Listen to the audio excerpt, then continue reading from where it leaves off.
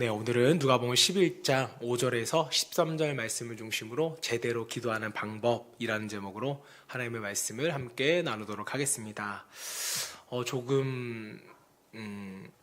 요즘에 제가 조금 듣는 얘기가 있습니다. 그게 뭐냐면 목사님이 살이 빠지셨습니다라는 얘기입니다.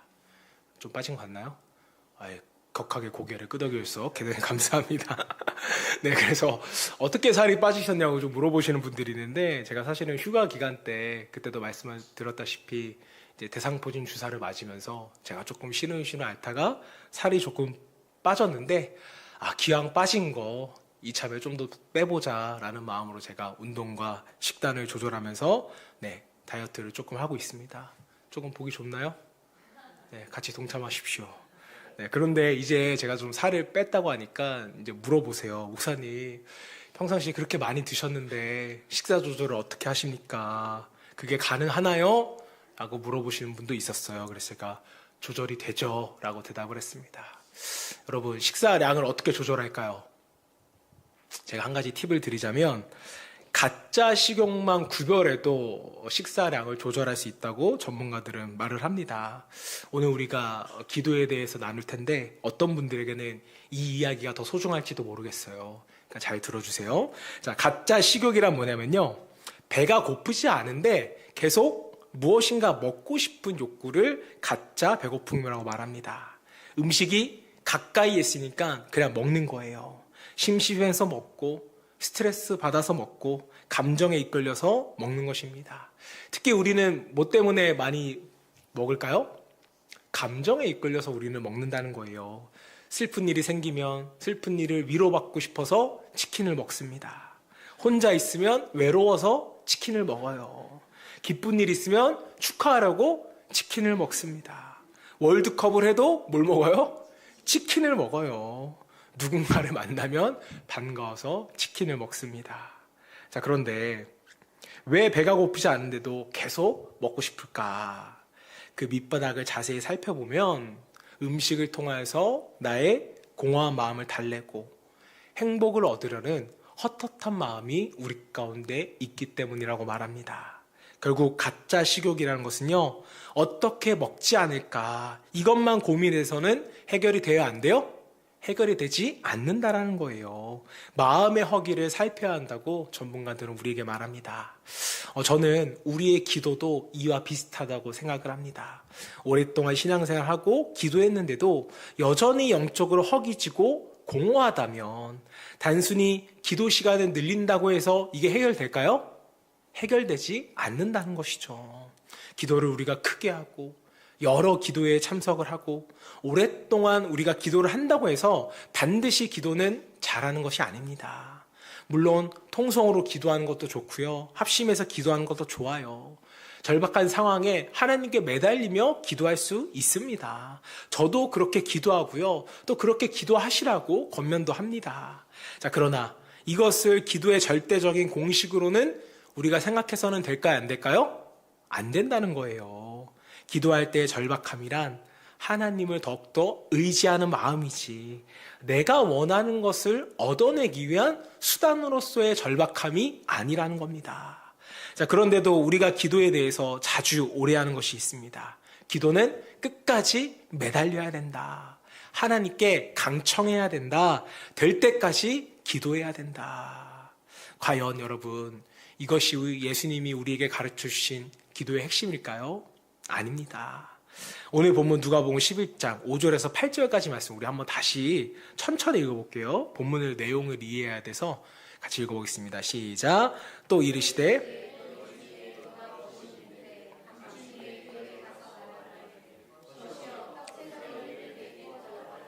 내 벗이 여행 중에 내게 왔으나 내가 먹일 것이 없노라 하며 그가 안에서 대답하여 이르되 나를 괴롭게 하지 말라. 문이 이미 닫혔고 아이들이 나와 함께 침실에 누워있으니 일어나 내게 줄 수가 없노라 하겠느냐. 내가 너희에게 말하노니 비록 벗됨 일어나서 주지 아니할지라도 그 간청함을 인하여 일어나 그 요구대로 주리라. 자, 여기서 우리가 말씀을 봤을 때 주목하게 되는 단어가 있어요. 어떤 단어일까요? 표시해 놨잖아요. 간청이라는 단어입니다. 그래서 이 말씀을 읽고 보면요, 생각하면 이런 마음이 들기가 쉬워요. 봐봐요, 목사님. 역시 기도는 하나님께 뭐 해야 돼요? 간청해야 돼요. 끈질기게 기도해야 됩니다. 이렇게 생각을 할 수 있어요. 자, 그런데 여기서 간청으로 번역된 아나이데이아라는 이 단어는요, 문자적으로 해석했을 때는 부끄러움이 없다, 없음이라는 의미를 가지고 있습니다. 당시 유대 사회에는요, 밤에 여행하는 경우가 많았다고 해요. 왜 그럴까요? 낮에는 뜨겁거든요. 여기 중동이잖아요. 때문에 낮에는 많이 움직일 수가 없었습니다. 그래서 해 지면서 움직이는 것이, 이동하는 것이 보통이었다고 해요. 자, 그리고 갑자기 찾아온 손님을 대접하는 것은요, 유대인의 귀찮음이었어요? 의무였어요? 의무잖아요. 따라서 이 비유의 강조점은 단순히 부끄러움 없이 뻔뻔하게 계속 요구하라, 이것에만 있다고는 우리가 볼 수가 없습니다. 7절을 보면 이렇게 말했어요. 일어나 내게 줄 수가 없노라 하겠느냐. 자, 이것은 사실상 그렇게 하지 않을 것이다, 반드시 줄 것이다 라는 강조예요. 우리도 이런 비슷한 이야기를 하잖아요. 설마 내가 너한테 돈 안 갚겠어? 이게 무슨 뜻이에요? 반드시 갚겠다라는 뜻이잖아요. 자, 따라서 이 비유에서도 중요한 것은요, 친구가 얼마나 끈질기게 강청했냐가 아닙니다. 요청받은 사람이 결국 뭐 한다는 거예요? 준다는 거예요. 네가 그렇게 하지 않아도 어차피 줄 거야, 이 뜻인 것입니다. 자, 그리고 이것을 가장 분명하게 보여주는 것이 이어지는 9절과 13절 말씀이에요. 내가 또 너에게 이르노니 구하라 그러면 너에게 주실 것이요, 찾으라 그러면 찾아낼 것이요, 문을 두드리라 그러면 너에게 뭐한다? 열릴 것이니. 자, 그리고 예수님께서는 이어서 이렇게 말합니다. 13절 같이 읽어봅니다. 시작. 너희가 악할지라도 좋은 것을 자식에게 줄 알거든 하물며 너희 하늘아버지께서 구하는 자에게 성령을 주시지 않겠느냐 하시니라. 자, 결국 예수님께서 우리에게 가르쳐 주시는 이 두 구절의 핵심은 뭐예요?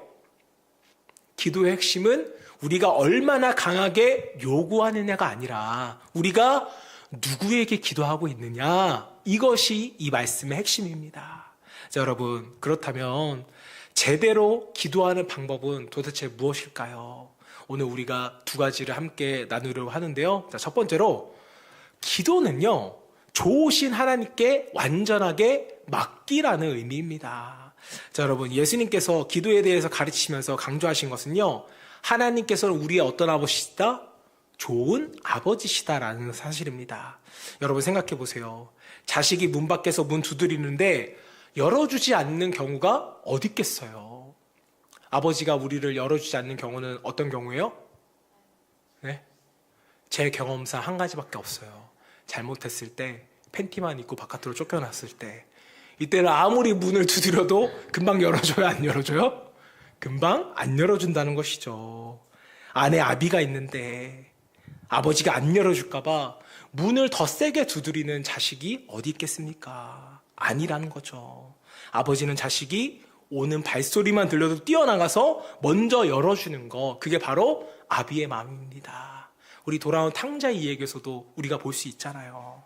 자, 그래서 예수님께서는 13절에서 말씀합니다. 너희가 악할지라도 좋은 것을 자식에게 줄 알거든 하물며 너희 하늘 아버지께서 구하는 자에게 성령을 주시지 않겠느냐. 자, 주님께서 가르쳐 주시는 기도의 중심은 분명해요. 하나님은 좋은 아버지시다. 그가 너에게 주실 것이다 라는 것입니다. 자, 그러므로 기도할 때 가장 중요한 것은요, 내가 얼마나 간청했느냐, 내가 얼마나 오래 기도했느냐, 내가 얼마나 간절하게 매달렸느냐, 이게 아니라는 거예요. 하나님이 나에게 가장 좋은 것을 주시는 아버지라는 사실, 이 사실을 믿고 기도하는 것이 기도의 핵심이라고 우리에게 말씀하고 있는 겁니다. 자, 그런데 놀랍게도 하나님께서 주시겠다는 가장 좋은 것은 우리가 생각하는 것하고는 다르다는 것을 우리가 볼 수 있어요. 구하라, 그러면 너에게 주실 것이요 라고 했을 때 여러분 제일 먼저 뭘 구하실래요? 뭐니 해도 우리는 머니를 구하겠죠. 자, 그런데 성경은 우리에게 그렇게 말하지 않아요. 13절 보시면 구하는 자에게 뭘 준다? 성령을 주시지 않겠느냐.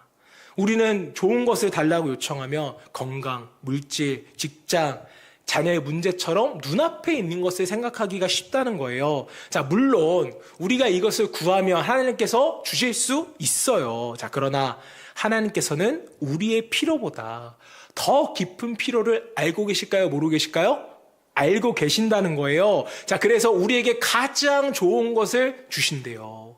그게 뭐예요? 성령이라는 것이죠. 우리는 문제 해결을 구하지만 하나님은 때로 문제를 이길 수 있는 믿음을 우리에게 주시기도 합니다. 우리는 환경의 변화를 구하지만 하나님은 그 환경 속에서도 흔들리지 않는 마음을 우리에게 주실 때가 있어요. 우리는 길을 열어달라고 기도하지만 때로는 하나님께서는 그 길을 닫으시고 더 좋은 길로 우리를 인도하십니다. 길이 없다면 무리를 걷게 하시는 분이 주님이셨잖아요.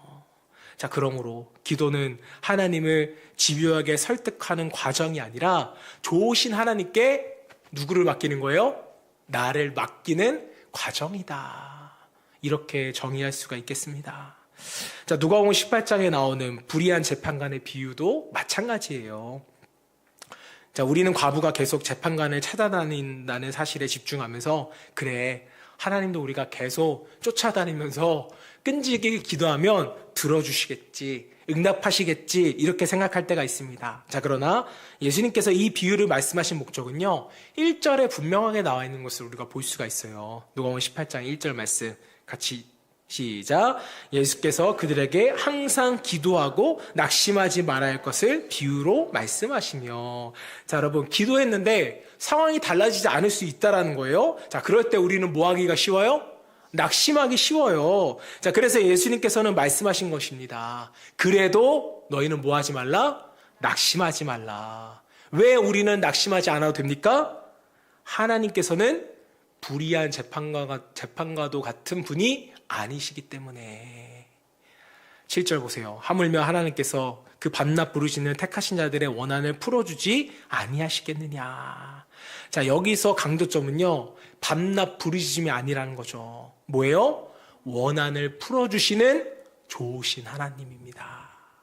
불의한 재판관도 결국 과부의 원한을 풀어주었는데 하물며 공의롭고 좋으신 하나님께서 자신의 자녀를 외면하시겠느냐. 바로 이 말씀을 우리에게 전하고 있습니다. 자, 그러므로 제대로 기도하는 사람은요, 하나님을 움직이려고 애쓰는 사람이 아니라 뭐 하는 사람인 거예요? 하나님을 신뢰하는 사람이에요. 하나님을 믿는 사람들입니다. 자, 성도는 기도하면서 저는 이렇게 맡길 수 있어야 된다고 생각해요. 하나님, 저는 이것을 원합니다. 그러나 하나님께서는 저보다 더 잘 아시는 줄 믿습니다. 저는 지금 응답되기를 원합니다. 하지만 하나님께서 가장 좋은 때를 아시는 줄로 믿습니다. 이것이 뭐 하는 기도예요? 신뢰하는 기도, 맡기는 기도, 제대로 기도하는 방법인 것입니다. 자, 사랑하는 성도 여러분, 제대로 기도하는 방법은요, 좋으신 하나님께 완전히 맡기는 거예요. 일부만, 하나님 이것만 좀 맡길게요. 이건 거래죠. 완전히 맡긴다는 것은 나의 판단이나 나의 방법이 아니라 좋으신 하나님께서 나에게 가장 알맞은 것, 가장 최적의 것으로 응답해 주신다는 신뢰로 기도하는 거예요. 좋으신 하나님께 제대로 기도하셔서 제대로 된 응답을 받을 수 있는 저와 여러분 되시기를 주님으로 축복합니다.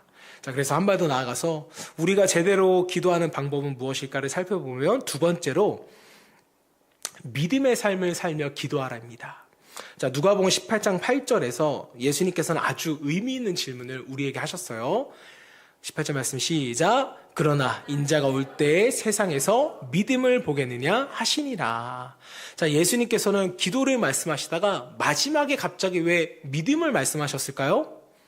이것은 기도와 믿음의 삶이 떨어질래야 떨어질 수 없다라는 것입니다. 여러분, 기도에는요, 사실 특별한 기술이 있다고 생각하세요? 기술이 없습니다. 기도는 믿음의 삶에서 나오는 게 기도죠. 믿음으로 살아가다 보면 우리가 정말 억울한 일을 당할 수도 있어요. 선을 행했는데 손해를 볼 수도 있고, 하나님께 기도했는데 상황이 달라지지 않을 수도 있죠. 자, 그때 낙심하지 않도록 우리에게 주신 것이 바로 뭐다? 기도다. 하나님께 맡기는 것입니다. 자, 그래서 주님께서는 시작하는 1절에서 항상 기도하고 낙심하지 말라, 이렇게 먼저 말씀하신 거예요. 낙심될 때마다 그 마음을 방치하지 말고 하나님께 가지고 너희가 나아가라. 이게 뭐다? 기도다 라고 말씀하시는 겁니다. 억울하면 억울하다고 말씀드리고, 힘들면 힘들다고 말씀드리고, 이해되지 않으면 이해되지 않는다고 하나님께 솔직히 말씀드리세요. 자, 기도는 하나님 앞에서 절대로 좋은 말만 하는 시간이 아닙니다. 하나님께 내 마음을 가지고 가는 시간, 이게 기도의 자리이고 기도의 시간이라는 거죠. 자, 그래서 여기에 한 가지가 더 중요합니다. 기도할 때와 우리의 삶이 달라서는 안 된다는 것이죠. 죄를 용서해달라고 눈물로 기도하면서 정작 자기 자신은 다른 사람을 용서하지 않는다면 이 기도는 신뢰가 있는 기도일까요? 아니죠. 사랑을 달라고 기도하면서 누군가를 계속 미워하는 삶을 고집한다면 우리의 기도가 어떻게 진실된 기도, 하나님을 신뢰하는 기도가 될 수가 있겠습니까? 자, 그러므로 기도는 말로만, 입술로만 하는 것이 아니라 뭘로요? 우리의 행동과 우리의 삶으로 이어져야 하는 것입니다. 그래야 기도가 완성되어지는 거예요. 기도는 말로 하는 것이지만 우리의 삶으로 완성되는 것입니다. 자, 때문에 기도는 특별한 때만 하는 것이 아니에요. 일상적으로 삶에서도 계속되어지는 것입니다. 기도는 특별한 일이 생겼을 때 하나님께 찾아가는 비상벨이 아니라 매일 하나님과 함께 살아가는 관계의 통로라는 겁니다.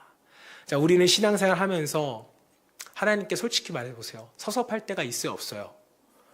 섭섭할 때가 더 많겠죠. 자, 우리는 열심히 기도했는데 자식이 생각대로 되지 않을 때, 또 자녀의 결혼이나 또 사업과 건강의 문제가 원하는 대로 풀리지 않을 때, 우리는 이때 섭섭함을 느끼게 됩니다. 그리고 특별히 금식하며 기도했는데, 정말 오랜 시간 기도했는데 이것이 응답되지 않으면 섭섭함과 실망감이 더 크게 느껴지죠. 자, 이럴 때 믿음은 우리의 상황을 하나님의 관점에서 다시 해석하게 합니다. 하나님의 눈으로 볼 때는 내가 원하는 것이 가장 좋은 것이 아닌가 보다. 하나님께서 내가 원하는 것보다 더 좋은 것을 준비하고 계시는구나. 우리는 이렇게 해석을 해낼 수 있어야 돼요. 자, 그리고 원하는 시간에 응답되지 않는다면 우리는 이렇게 생각해 볼 수가 있습니다. 하나님이 보실 때 지금은 가장 좋은 때가 아닌가 보구나. 하나님께서 지금보다 더 좋은 때를 알고 계신가 보구나. 계획하셨나 보구나. 라고 생각할 수 있어야 되는 것입니다. 제가 예전에도 한번 말씀드린 적이 있는 것 같아요. 제가 어렸을 때 저희 가족이 판교 신도시에 아파트 분양을 신청한 적이 있어요. 기억하시나요, 여러분? 판교 신도시가 막 처음 들어왔을 때요. 그때 가족들이 금식하며 기도했고, 심지어 고속도로 지나갈 때 그곳을 바라보며 함께 기도도 했습니다. 이런 거 하세요, 안 하세요? 다 하시잖아요. 저희 집도 했어요. 근데 어떻게 됐을까요? 똑 떨어졌습니다. 그때 어머니가 그 떨어짐을 보시고 저한테 한 말씀 하셨어요. 지금은 하나님의 때가 아닌가 보다. 어린 제 입장에서는 이해가 되지 않았습니다. 금식까지 했는데 왜 안 됐지? 우리가 이렇게까지 열심히 기도한 적이 없는데 왜 하나님은 안 들어주시지?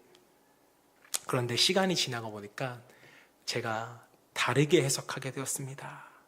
만약 그때 그 모든 것이 우리 가족이 원하는 대로 되었다면 지금 나는 어떻게 되었을까? 라고 생각을 해보니까 제가 목사가 안 됐을 수도 있겠더라고요. 지나고 나서야 하나님의 응답을 조금 다르게 바라볼 수 있는 영적인 능력과 시선이 저에게 생겨나게 된 것입니다. 자, 사랑하는 여러분, 하나님은 가장 좋은 때에 가장 좋은 것을 주시는 우리의 뭐세요? 아버지세요. 우리는 특별한 것을 얻기 위해서 특별한 기도가 필요하다고 생각할 때가 너무나도 많습니다. 이 정도는 금식하며 기도해야지, 이 정도는 오랜 시간 기도해야지, 그래야 들어주실 문제야 라고 생각하며 갑자기 기도원도 가고, 또 원하는 것이 생기면 더 열심히 기도하고, 응답받아야 일이 생기면 특별히 특별한 방법을 찾아 나설 때가 지금까지는 너무나도 많았다는 거예요. 자, 그러나 기도는 특별한 것을 얻기 위한 특별한 기술이 아닙니다. 기도는 하나님과 매일 만나는 일상적인 통로인 것입니다. 우리의 기도가 원하는 것을 얻기 위한 기계적이고 효율적인 기도로 변해 있다면 이제 우리는 다시 하나님께 인격적인 기도를 해야 하는 것입니다. 우리가 하나님께 이렇게 정말 기도할 수 있었으면 좋겠어요. 하나님, 제가 원하는 것은 이것입니다. 자, 그러나 하나님께서 저에게 무엇이 가장 좋은지 더 잘 알려주실 줄로 저는 믿습니다. 제가 원하는 때는 하나님, 지금이지만, 당장이지만 하나님께서 가장 좋은 때를 알고 저에게 준비하실 줄로 믿습니다. 그러므로 내 뜻을 이루어달라고 하나님을 붙잡는 것이 아니라 하나님의 뜻 안에서 내 삶을 맡기겠습니다. 저는 이 기도가 가장 올바른 기도, 제대로 기도하는 방법이라고 믿습니다. 사랑하는 성도 여러분, 기도의 능력은 내가 하나님께 얼마나 매달렸느냐, 또 강청했느냐에 있는 것이 아니라 내가 기도하는 하나님이 어떤 분이신지를 믿는 데 핵심 포인트가 있습니다. 그분은 우리를 사랑하시는 아버지시죠. 창조주이십니다. 우리보다 우리의 필요를 더 잘 알고 계시며 가장 좋은 때에 가장 좋은 곳으로 우리를 인도하시는 분이세요. 그러므로 낙심될 때는 우리는 기도해야 합니다. 응답이 늦어질 때도 우리는 기도해야 됩니다. 그리고 기도한 후에는 좋으신 하나님께 맡기고 믿음으로 우리의 삶을 살아가는 거예요. 저 여러분 모두가 좋으신 하나님을 신뢰하며 기도하고 삶으로 그 믿음을 살아내며 아버지의 가장 좋은 인도하심을 경험하기를 주님의 이름으로 축원합니다.